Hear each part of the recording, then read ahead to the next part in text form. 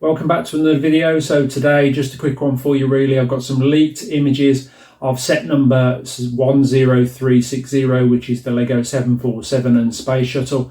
This set was rumoured a couple of months ago, back in January, and I released a short about it around a month or two ago as well, which you may or may not have seen. So I've got some official images leaked today just to go through with you, just to give you an idea of what to expect and also what my thoughts are. You can see that I'm obviously a big space fan, hence the NASA hoodie, but also I've got some previous LEGO sets as well from the space kind of series. So we've got the LEGO Space Shuttle Discovery behind, and then I've also got the Saturn V rocket behind that as well. So without further ado, let's have a look at these images and get my thoughts. So the set is set number 10360. It's going to be an 18 plus set, and it's from the LEGO Icons theme. The piece count is going to be 2,417 pieces, and the price is going to be $229.99 or £199.99. That's the rumoured price at least. So looking at the front of the box, we can see it's a typical adult 18 plus set with the standard 18 plus box, which is obviously limited in background images and just focuses on the main set. And the build consists of the LEGO NASA 747 with the space shuttle clipped onto the back of it, as we would see in real life. I believe that this is the first time that we're going to see a LEGO 747 built to this scale. So this one's likely to appeal to a number of people, a number of collectors, those that want to collect LEGO aeroplanes, but also those that are into LEGO space. I wouldn't think it'd be too difficult to make some adaptations to this one in order to remove the shuttle from the back and remove the clips that hold the shuttle in place, so that you've just got a LEGO 747 display set. If we turn over to the rear of the box, we get a better idea of the shape and size of the set. You can see that it's broken down into the NASA 747 and the Enterprise Space Shuttle, both of which have got the fuselage and the wheel, so can be displayed either clipped together or separately if that's your thing. Also comes with two display plaques, one for the shuttle presumably, and one for the 747 jumbo jet. In terms of workable and movable elements, it looks like the Space Shuttle Enterprise opens at the back, similar to how we've seen previously with the Space Shuttle Discovery that was sat behind me at the start of this video. There's also some removable rocket booster elements that are stored inside the shuttle as well, along with a tailpiece which seems to form part of the attachment between the Enterprise ship and also the 747. And then when we look at the internal part of the 747, you can see there's a lot of LEGO Technic elements which have been used in order to operate the undercarriage, in order to get the wheels to drop down by the looks of it. So it looks like they do retract back up into the airplane, so you can have it look like it's in flight mode or taking off mode, or you can have it sat off the display stand on its actual wheels.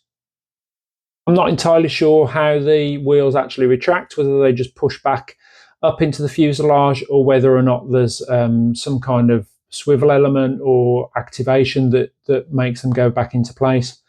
I'm not entirely sure until we see some more official images.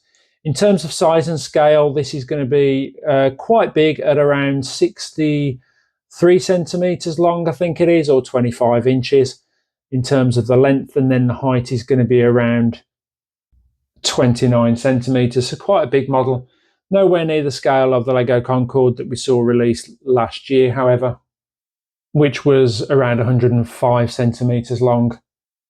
In terms of my overall thoughts of this set, so I think when we look at the set of the two elements displayed together on the stand in the takeoff sort of mode, I think it looks okay. The Space Shuttle Enterprise is fine, but that wasn't going to be a difficult one for LEGO to do, as there's been a number of space shuttles in different sizes and forms over the years.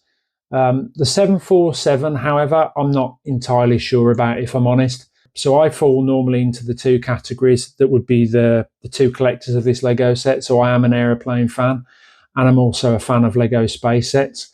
But for me, this 747 on the initial images does fall a little bit short of the mark of what I was expecting. The things that really bother me about this set are the amount of studs that are exposed, that are shown, particularly on the wings. There just seems to be too many studs in my opinion, which make the set look a little bit old-fashioned, a little bit outdated. Obviously that's just my opinion.